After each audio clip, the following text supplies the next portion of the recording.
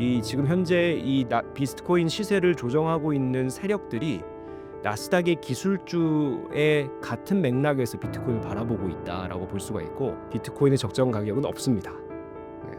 적정 가치? 적정 가치도 없습니다.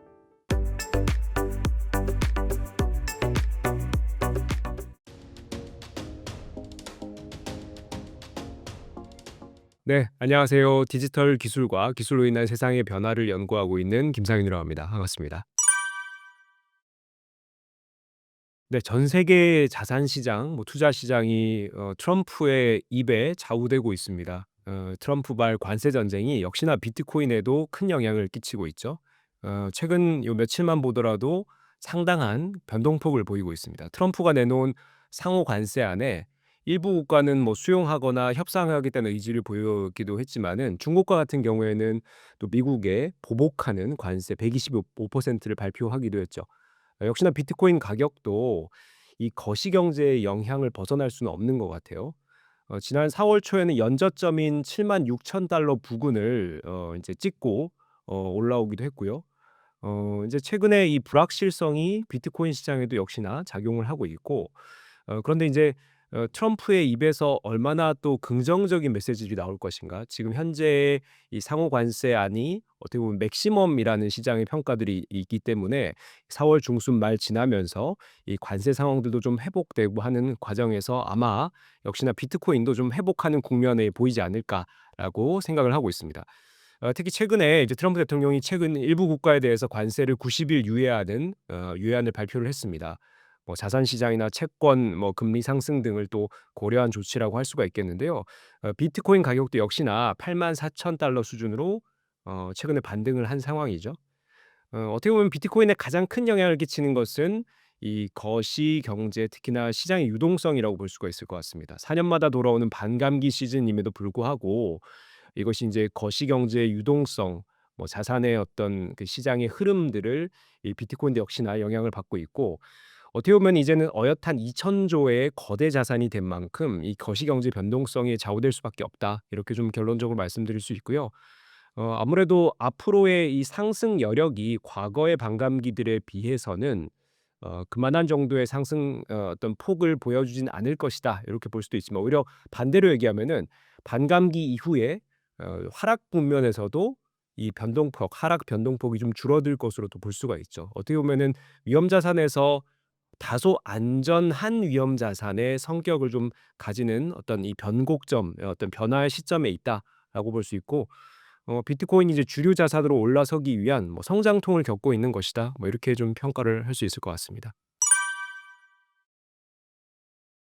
사실 비트코인을 안전자산으로 이제 인식하는 대부분의 이제 집단은 이 크립토를 상당히 긍정적으로 보는 집단들이죠. 비트코인을 투자하는 사람들이죠. 비트코인, 소위 비트코인 맥시멀리스트라고 하는, 비트코인을 아주 긍정적으로 보고 이 크립토 시장이나 블록체인 업계 자체를 희망적으로 보는 분들이 디지털 금에 비유하면서 안전자산의 희망을, 꿈을 부풀려서 얘기를 해 왔죠. 근데 실제로 지금 비트코인이 이 투자 시장에서 어떻게 인식되고 있느냐라고 보면은, 안전자산 쪽의 어떤 움직임보다는 오히려 주식 시장과 동조하는 위험자산적인 성격들이 좀 더 어떻게 보면 더 드러나고 있는 모습이다. 이렇게 볼 수가 있을 것 같습니다. 그러다 보니까 이 비트코인 투자자들 사이에서 상당히 고민이 시작되는 지점이라고 할 수가 있을 것 같아요. 왜냐하면은 우리가 비트코인을 희망적으로, 교과서적으로 원리 원칙대로 살펴보면은 지정학으로부터 독립된 독립자산, 혹은 경기 변동에 민감하지 않은 안전자산, 혹은 또 다른 투자 자산의 보완적 성격인 해지 수단, 이런 어떤 어떻게 보면은 조금 이제 비트코인의 그런 특성들이 긍정적으로 작용했을 경우에 우리가 이런 희망들을 좀 부풀려 왔었지만은, 실제로 최근 실상을 좀 살펴보면은, 특히 최근 몇 달간의 비트코인 가격이 움직임은 나스닥 기술주와 매우 동조되는 현상을 보여주고 있습니다. 상관관계가 매우 높죠. 예를 들면 이제 얼마 전 블룸버그가 발표를 했는데요. 올해 1분기만 놓고 보면은 비트코인과 나스닥 100의 이제 상관관계, 이 지수가 0.6을 넘어섰어요. 이게 보통 0.5 밑으로는 상관성이 없다라고 보고 0.5 위로는 상관성이 있다라고 보는데 0.6에서 0.7 정도의 비트코인과 나스닥의 상관 기술을 보였다라는 것은 매우 동조된 움직임이 나타나고 있다라는 것이거든요. 결국 지금 시장이 이 비트코인을 안전자산 혹은 이 시장 독립적인 자산 혹은 해지 수단으로 인식하기보다는 나스닥의 기술주 한 종목 정도로 지금 취급하고 있는 것이 아닌가. 어떻게 보면은 이 비트코인 맥시멀리스트나 투자자들이나 크립토 업계가 바라보던 그 모습과 실제 지금 월가 중심의 이 자산 시장에서 바라보는 관점이 좀 상충되어 있다. 이렇게 좀 볼 수가 있을 것 같습니다. 그래서 저는 이제 지난번 웅달 측방에 나와서도 이런 말씀을 드렸죠. 비트코인이 현재 이제 역사를 놓고 보면은 정체성 혼란 시기다. 그러니까 비트코인이 안전자산으로 자리를 잡을 수 있을지 정말 우리 희망대로 아니면 지금까지의 모습처럼 계속 그 어떤 위험 자산으로서 뭐 기술주의 대표 주자로서 이것이 계속 지속될지 이런 어떤 정말 각자가 보는 관점들이 지금 충돌하고 있는 상황이거든요. 그래서 정체성을 정립해 나가는 시기다. 정체성이 현재 혼란기를 맞이하고 있다. 이렇게 말씀을 드린 것이고 어떻게 보면 지금 현재로는 월가의 자본력, 미국 중심의 이 현재 기존 금융권의 이 자산들이 비트코인에 많이 투입되면서 그들이 바라보는 관점들이 좀 우위에 있다. 그래서 향후에 정말 우리가 비트코인이 크립토 업계가 바라는 안전자산이고 그리고 또 해지 수단이고 또 이런 그 독립적 국가나 정책의 독립적인 자산으로서 역할을 할 수 있을지는 우리가 좀 조금 두고 장기적으로 바라봐야 할 것이 아닌가. 아직까지는 그런 것이 인제 희망 정도에 불과하다. 냉정하게 좀 살펴봐야 될 것 같습니다. 네 맞습니다. 주가의 흐름이 사실 비트코인 역사 15년 사상 최근 이 비트코인 가격의 어떤 이제 그 뭐라 그러죠? 움직임이 나스닥과 역사상 가장 지금 동조되는 상황을 보여주고 있거든요. 그래서 우리가 상관계수로 평가를 하면 아까 제가 0.6 에서 0.7 까지 그러니까 나스닥이 올라가면 비트코인은 올라가고 나스닥이 떨어지면은 비트코인은 떨어지고 물론 이 상승폭 하락폭은 서로 이제 자산의 차이가 있기 때문에 변동이 있지만은 방향성이 일치한다라는 거죠. 그 말은 이 지금 현재 이 비트코인 시세를 조정하고 있는 세력들이 나스닥의 기술주의 같은 맥락에서 비트코인을 바라보고 있다라고 볼 수가 있고 그러면 정말 우리가 순수하게 크립토 업계 그리고 순수하게 비트코인만 희망적으로 보고 투자하는 사람들의 그 희망대로 지금 반감기 시즌에 높은 상승폭을 보여야 되는 시기임에도 불구하고 지금 이제 전체 거시 시장이 안 좋고 또 나스닥은 상당히 지금 고점 찍고 하락하는 움직임이잖아요. 이것이 이제 비트코인을 눌리는 어떤 상방 경직성의 어떤 작용을 하는 이런 실제 현상으로 봤을 때 '나스닥과 매우 동조되는 움직임들이 있었다.' 이렇게 좀 해석해 볼 수가 있는 것이죠.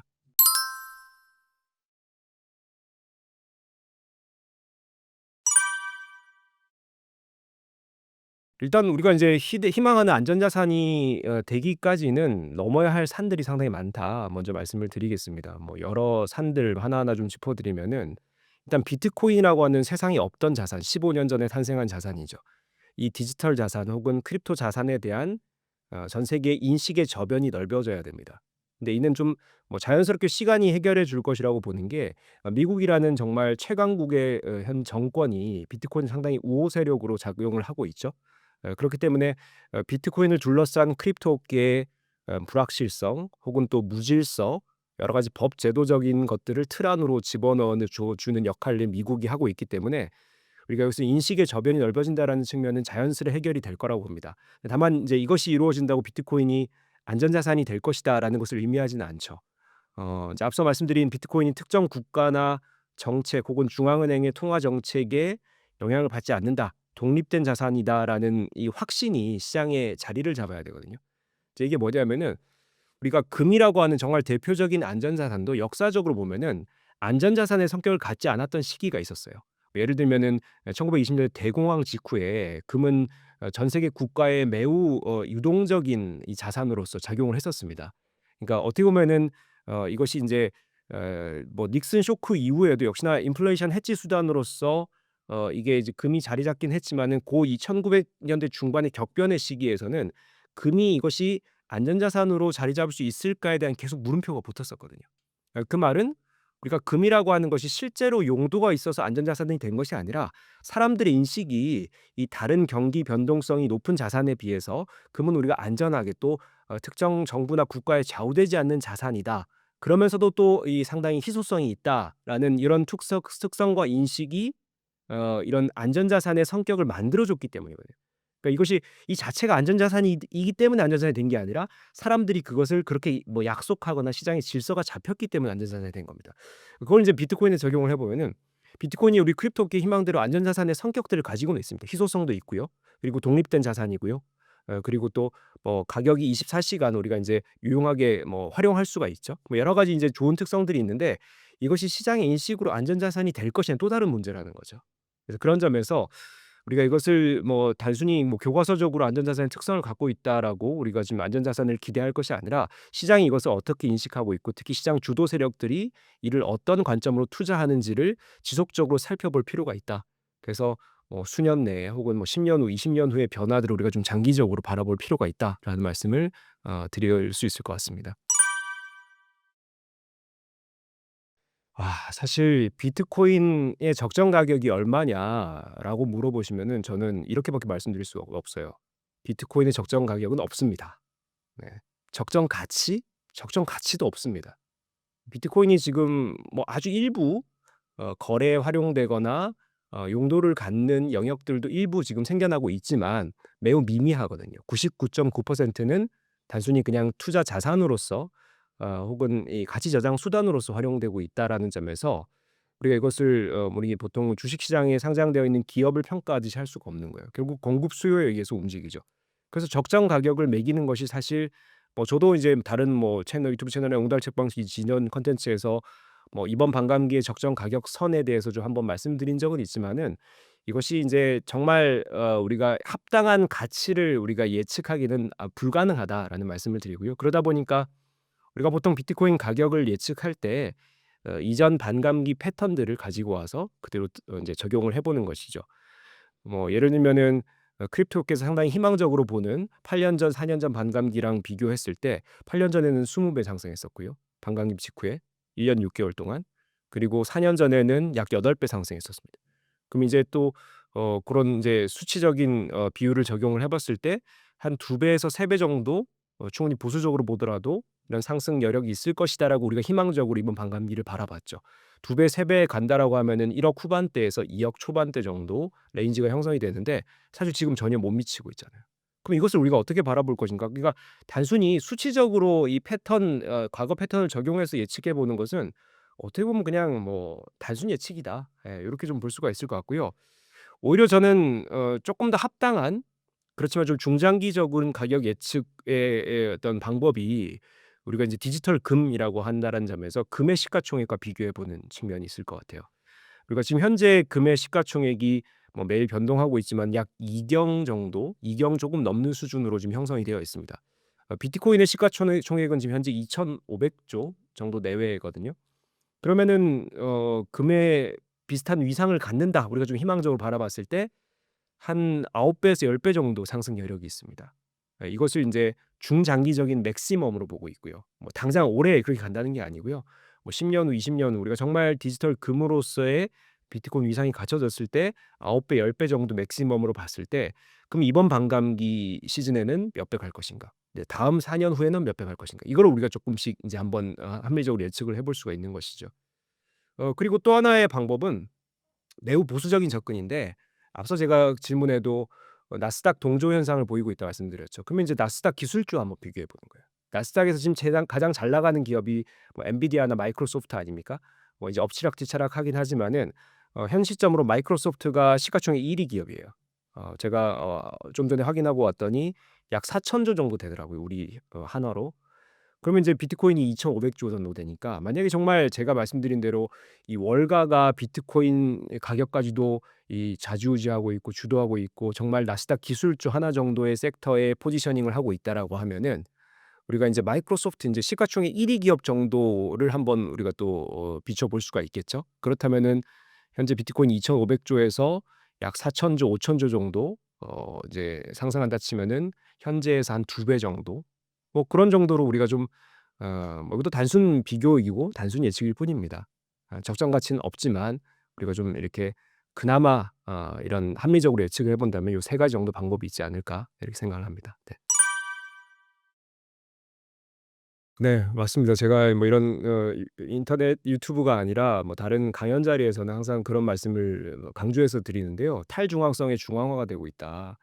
이게 비트코인의 순수한 이 구조나 메커니즘 탈중앙화를 그대로 유지를 하고 있어요. 그 어떤 주체도 개입할 수 없고 뭐 국가나 법 제도의 틀 안에서도 벗어나 있죠. 그리고 이미 이런 희소성의 가치가 세팅되어 있습니다. 2,100만 개라는 이 세팅되어 있는 규모가 2150 년까지 계속 채굴로 공급이 되고 있죠. 그래서 이런 어떤 뭐 이 전체 규모라든지 혹은 또 누가 개입한다든지 이 가격을 좌지우지하는 이런 세력이 없다라든지 이런 점이 탈중앙화의 핵심적인 현상들이거든요. 근데 실제로 지금 이 비트코인을 미국 주도로 지금 제도권을 편입하는 움직임이 펼쳐지다 보니까 특히나 이제 트럼프라고 하는 이제 현 정권이 상당히 좀 뭐라 그러죠? 조금 막무가내 식이잖아요. 이게 뭐 비트코인을 전략 자산으로 우리가 이제 추진하겠다. 뭐 이런 거가 좋다 이거예요. 근데 이 비트코인을 자신들의 이제 손아귀에서 뭔가 다른 용도로 활용하기 위한 이런 전략들을 세우고 있거든요. 그 말은 비트코인 현물 ETF 상품으로 돈 자금이 유입되는 것뿐만이 아니라 미국의 정권의 어떤 결탁되어 있는 금융 세력들 혹은 또 국가의 어떤 소유 일부 분량들 뭐 이런 것들을 가지고 이 비트코인의 시세나 혹은 용도를 우리가 앞으로 방향을 잡을 수가 있겠다. 이런 우리가 좀 음모론적 시각으로 볼 수 있는 것이죠. 결국 이것이 비트코인 추종자들이 정말 순수하게 비트코인 맥시멀리스트들이 원하는 탈중앙화라는 가치를 잃을 가능성이 크다.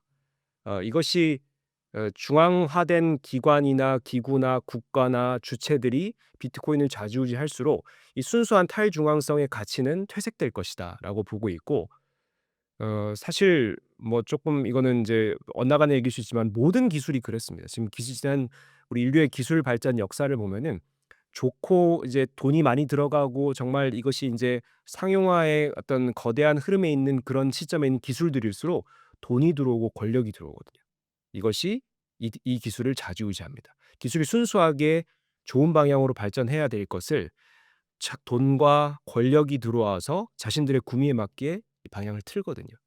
사실 지금 현재 비트코인도 그렇고요. AI도 그렇습니다. 같은 맥락이죠. 그래서 전 탈중앙화가 퇴색되어 가는 흐름으로 지금 펼쳐지고 있는 것이 어떻게 보면 순수한 이 비트코인 투자자들 입장에서는 좋지 않다. 물론 이것을 인제 우리가 좀 하나의 투자 대상으로 본다라고 하면은 이것에 또 긍정적인 부분들을 해석할 수 있지만은 '순수함을 잃어가고 있다.' 뭐 이렇게 말씀드릴 수 있을 것 같습니다.